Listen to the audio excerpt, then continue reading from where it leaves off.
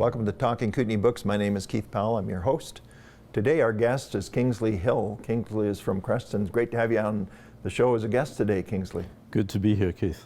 So we wanted to talk about your new series of books that have just recently come out, and I just wanted to really explore your writing and your background and so forth. So can you just give us a little bit of an insight? I know I said you're from Creston, but that's sort of a recent arrival, and just tell me a little bit about your background. Yeah, well, I was born and raised in South Wales in the UK, and very much lived very close to the coal mining industry. So it was very much a working class area, rough and tough area, but it was also a very beautiful area. I lived on what is known as the Gower Peninsula, which is actually the UK's first area of outstanding natural beauty to be given that status. Well, give us a little bit of a geography lesson. Whereabouts are we talking? We're talking really the southern tip of South Wales. We're about eight miles from Swansea, which was my hometown. And well, I know that comes through in your books. Your books have a very strong sense of place. A lot of the action takes place within the geography that would be your hometown area. And just what inspires you about that area? I think it's such an area of outstanding natural beauty. For example, the farming goes back, well, since the land was first discovered, really, from Neolithic time. One of my hobbies is going around the various bone caves, and my dad brought my brother and I up with metal detectors while our cousins in Canada were playing cowboys and Indians. We were going around with metal detectors digging up the past. And well, that does come through in your books for sure. Let's specifically talk about your new series, Jerry the Magpie, and then the further adventures of Jerry the Magpie. Yes. Tell us about the inspiration, how that all came about, and it seems like you have a very personal connection to that story. Very much so. Jerry the Magpie happened, or my experience of this bird that came into my life as a young teen, young troubled teen, is a long time ago now. But we lived on Vancouver Island for a number of years, and when we moved to Creston 2 years ago, I saw a magpie for the first time the first time in Canada anyway. I see them regularly when I go back to Wales and the UK. And I thought, I've always wanted to write a book about my experience with a magpie that literally was life-changing for me as a boy. So without giving away the whole story, just give us a little bit of a synopsis of what the story's about. Yeah, so growing up in Welsh Wales, where I grew up, if you didn't play rugby or were able to box, then you were picked on.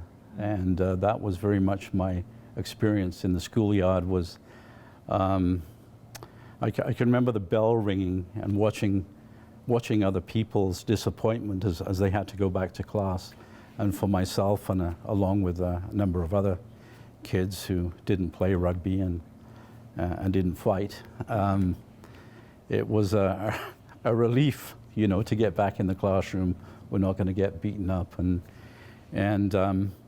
but as far as what the magpie did for me was, the outdoors was my passion, and this little magpie had fallen out of its nest, and I was with a friend walking around, and we saw this little magpie on the grass, and my friend is very much, is to this day, a bird watcher, knows a lot about the different species of birds.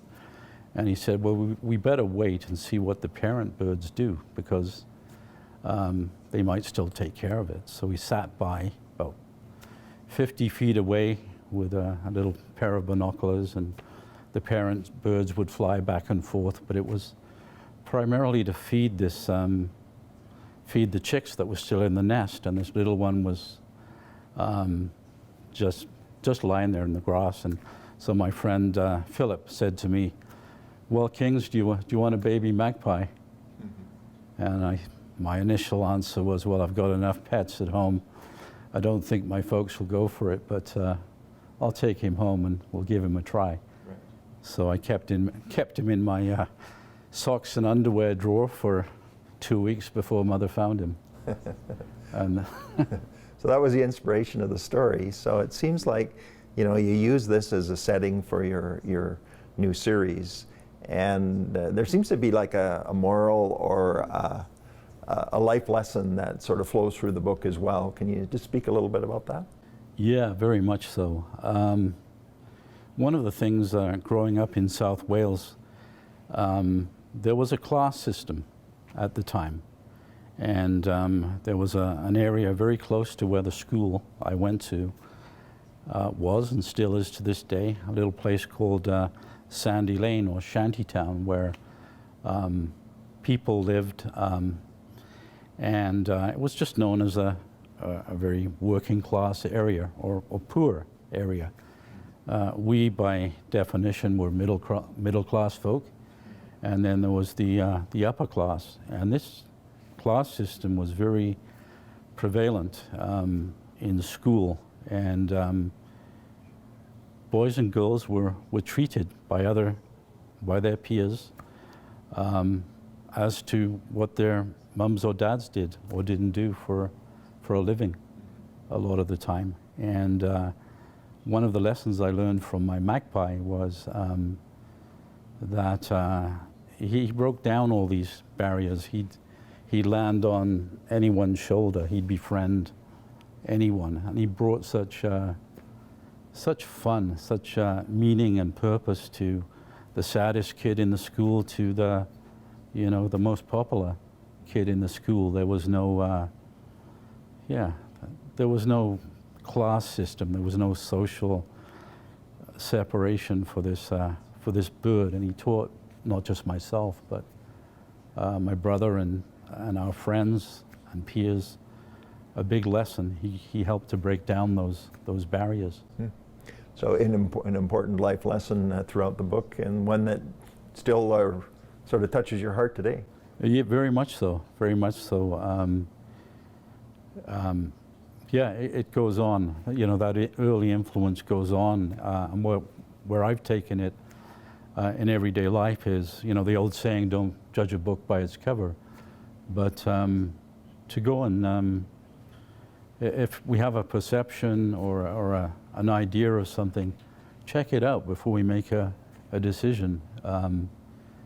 So many times friendship or meaning and purpose can come from a source we least expect.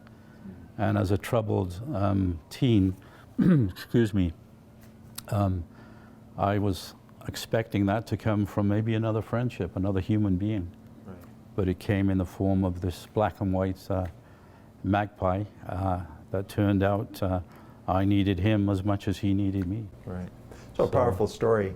So I'm just wondering, you know, that this is your second series of books. Yes. And let's talk a little bit about the first series for a moment. Right. And I believe the first one is called Cave Days, is that correct? It is. Okay. Yes, it is. Cave Days is really a full autobiography.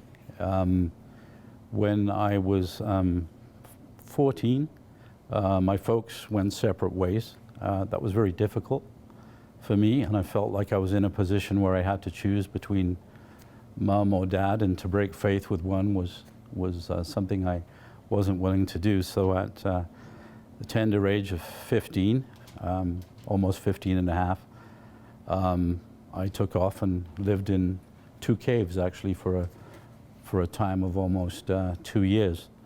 And in the UK, unless you go into the university after your school experience, your high school experience, then you were able to leave school and hit the workforce. People often say, "Well, weren't the authorities out looking for you?" They might have been for a while, but So how many books in that series? There's that's a 5-book series so far. It's ongoing, and that was my first experience really in writing, and yeah. So let's just talk about what got you into writing. Why do you enjoy it so much? What's sort of the influence that drives you to want to write? All right. Yeah. Well, it started. Was about 12 years of age, and I mentioned earlier on about that class system that you literally had to join a gang to join the local youth club when I was a kid, and it was run by some toughs, and so that wasn't something I could do, a couple of times a week like many of my peers did. So I took my pen and paper and I used to write poetry. Okay. And that started when I was 12 years of age. So that was sort of the inspiration of getting the creative juices flowing? Absolutely. It was forced on me rather than I'm going to sit down and, I'd never passed an English test in my life. And what do you like about the writing process? I think it started off anyway as something very therapeutic for me. It was a way that I could express myself on to this piece of paper that was safe, rather than another human being that I was unsure about or didn't know how he or she was going to react, right, so to speak. So you've mentioned a few times teenagers, young people. Is that the core audience of your books? Very much so. I would say early teens to young adult, definitely. But it has a appeal to general as well. It really doesn't matter what age you are. I think many people relate to animals, birds and animals. So it's certainly, but I think the biggest appeal is definitely for early teens, young adults. Sure. What has reaction been from your core audience? It's been really, really good. When I first wrote Jerry the Magpie, it was more out of fun. I thought I would write it for memoir's sake, to give to my brother and a few friends. And it's turned out to be very popular. An example is this spring, or last spring, I was in Wales, England and Scotland. So I introduced it to a few of the book clubs, and there wasn't enough time for me to go to meet all the invitations that I had after just a very small amount of people reading it. So it started off as that, and I've had some really good newspaper write-ups and done some local book launches. Okay. So some good feedback and positive reviews? Some good reviews. So the Jerry the Magpie, you've got 2 books. Are you thinking there's going to be more in the series? Or? Possibly. I just recently finished in the last few months The Further Adventures of Jerry the Magpie, right, which is the continuing story of Jerry. But certainly there's room in those 2 books. I couldn't cover all the stories. Right. There's so many, so I could definitely do another one. Yeah. So let's talk about your writing process. So are you the kind of writer that writes every day, or do you write everything in a spurt over a short period of time, or do you stretch it out? How does that work? I've done both. I think I could almost write a book on understanding my writing process. I tend to wake up very early, sometimes 3:30, 4 in the morning is my most creative time, and that's when I'll do my creative writing, is sit there in bed and write for 2 or 3 hours. And then either that same day or the following day, I will start writing on a file. But I love that creative writing experience. Right. So your books are self-published. How do you go about proofing, editing, the physical production of the book? How does that all happen? Yeah, I have a great team. My wife, Janae, just has a fantastic gift for detail, and she's a natural editor. And we've in the past paid professional editors, and they haven't done as good a job as Janae. So she is currently my manager and an editor at large. And I also have a wonderful book designer as well. I have a lady who's she's well into her 80s, and she's so passionate about the book covers. Every book cover she's done. A wonderful lady by the name of Sylvia Nicholson, and she's able to visualize a picture either from a very old picture that I've taken or even from listening to me speak. She will actually start painting as she's listening to me speak and comes up with these wonderful pictures. She's obviously able to relate to your stories. Very much so, and she has not been to the UK in many years. I believe she was actually born here in Canada, so our heritage is back there. But it sounds like it's pretty near and dear to her heart still. It is. Yeah, we have a lot of good conversations about. So I'm just going to ask you, what inspires you when you sit down and read? Do you have some books that influence you, or maybe what are you currently reading? I'm currently reading a book on the history of Scotland. When we were there, we went on a wonderful, actually three wonderful tourism trips where we had a real Scot in a kilt, passionate about his country, take us around and tell us about Scotland if Robert the Bruce was still alive. You know, he was so passionate about. Which sort of leads me to my next question, because I think you hinted to me before that might be a new series you're looking at. Very much so. When I was in Scotland, I talked to a number of bookstores and book clubs, and they said that the biggest gap in any audience for a writer is what they call the tween age group, from about 8.5 years of age nowadays to about 12.5, 13, and there's so little for them.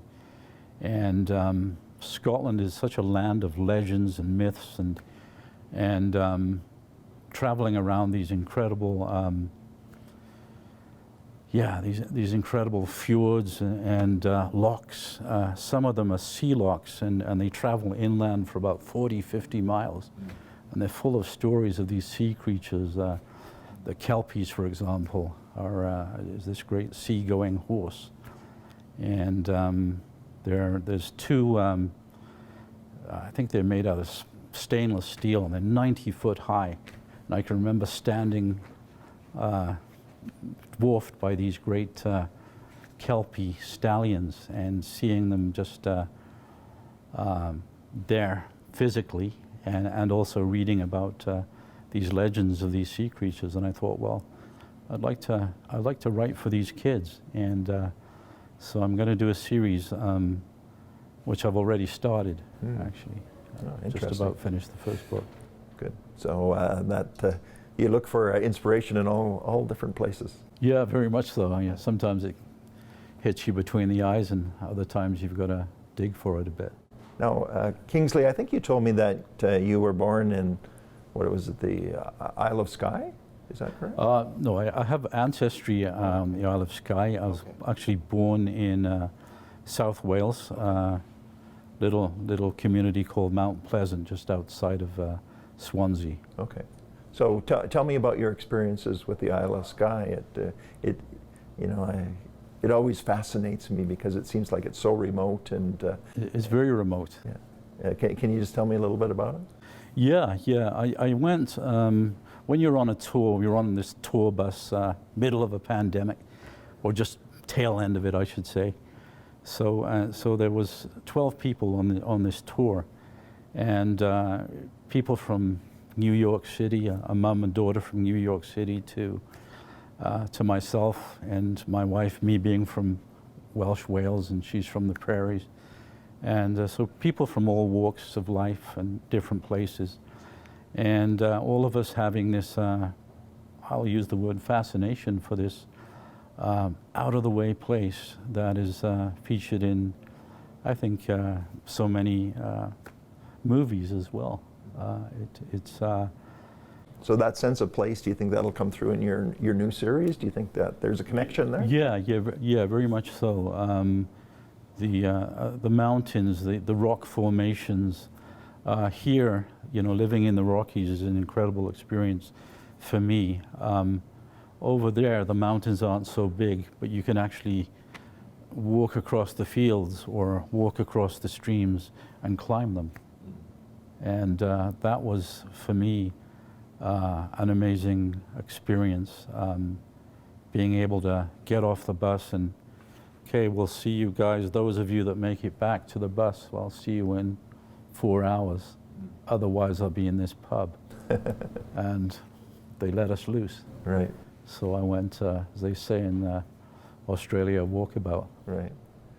Well, that's one thing that I've noticed about the UK and the British Isles, that tremendous amount of emphasis on, discovery when it comes to hiking and so forth. Number of trails that actually traverse the entire island. So.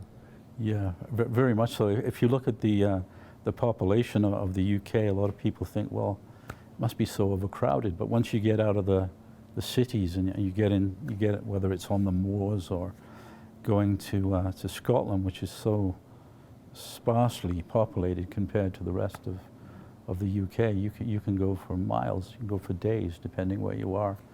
And there's a feeling of ownership, and I think this comes through in giving me the confidence to write, to take these glimpses of legends that excite me, that I haven't fully researched or even understand. But there's a passion there that is very much part of my process. Sure. As well, which you mentioned earlier. So you refer to your research. Just tell me a little bit about how you research your books.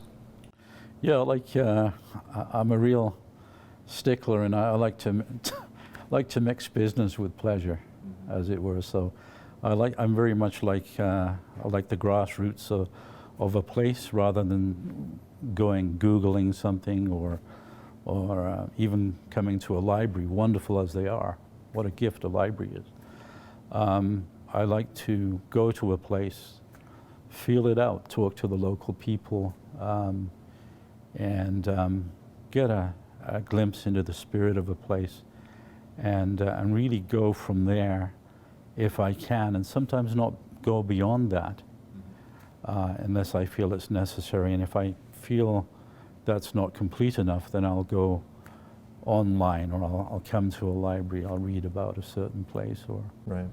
So your two series now based in the UK, and really talk about your experience when you lived there and growing up and so forth. Now you've lived on Vancouver Island, now you're in the Creston Valley. Yes. Can you see you making either one of those locations sort of a backdrop or background for a future series? Yeah. Kootenay Lake, I think, shouts to me every time I'm on my boat. I do a bit of fishing, and I usually launch at a little boat ramp at a place called Boswell and go across this huge lake that to me is like a small sea compared to what I'm used to in Britain. And on the other side of Kootenay Lake are beautiful little unspoiled, desolate little beaches where you can walk around or go into a literally endless forest, hauntingly beautiful places. And I'm already being stirred. I don't know what I would write about yet. I think adventure and mystery is something I enjoy writing about. In Scotland, I went on a tour on Loch Ness, and there were people down there just looking for the Loch Ness Monster. Right. Now, this lake here in Kootenay is massive. Right. I believe it's, someone was telling me it's almost 80 miles long. Right. That's huge. Yeah. So Haven't heard of any monsters on the lake, but who knows? you haven't seen me on a Monday morning. So that might be some inspiration for a future series based around Creston Valley, Kootenay Lake. Yes, yeah, very much so. Yeah, I find it very mysterious. I'm still trying to get my head around this natural beauty that's out there. So as you build your audience and as people become more familiar with your book, what do you want people to take away from your writing or your various series? Well, I think that to be open to life, and that may sound a very broad term, but life happens. Going back to the schoolyard, which for me was a war zone, and writing. When I think of the origin of that first notepad and that first pencil, which the bullies snapped and tore it up and said, "You'll never be a writer," and beat me up. And coming home bruised, and my grandmother giving me another writing pad, and my grandfather gave me his best Parker pen, which was silver. Right. And he said, "Don't, said life will punch you once in a while, but it's what you do with those punches. It's what you do." And he definitely taught you some perseverance. Yeah, definitely. Yeah. But I'm excited about writing. It certainly revealed itself as a gift to me. And to answer the question more, what would I like others to take away is the fun. In a book, you can write your own script. In a book, you can choose not only the events of what you share with other people, whether it's an autobiography about your own life. I think we all have a book or two in us. But we can create places, we can create a world, we can create many things between two covers. Right. And so with your books targeted at young people, have you worked with the school system at all? not yet. I'm seeking to do that. Mm-hmm. Might be something you'll do down the road? Yeah. Yeah. Yeah, I'd like to. When I'm in Britain, I'm invited to speak at different schools, and it's quite interesting. My headmaster gave me £10 to leave school because he said, "Look, there's nothing I can do with you, mate. Mm-hmm. You know, worst behaved pupil since 1968. Here's £10. Go down the pub." And his son invited me back to speak to the pupils. Okay. 22 years later, so I gave him his £10 back with interest. Good. That's somewhat ironic, is it not? Somewhat ironic. Well, I really appreciate you taking the time to be our guest today on Talking Kootenay Books, giving us some insight into your writing, also into your series, and maybe a glimpse into the future as well. Thank you, Kingsley. Yeah, well, thanks, Keith, and privileged to be here. This is Talking Kootenay Books, and my name is Keith Powell.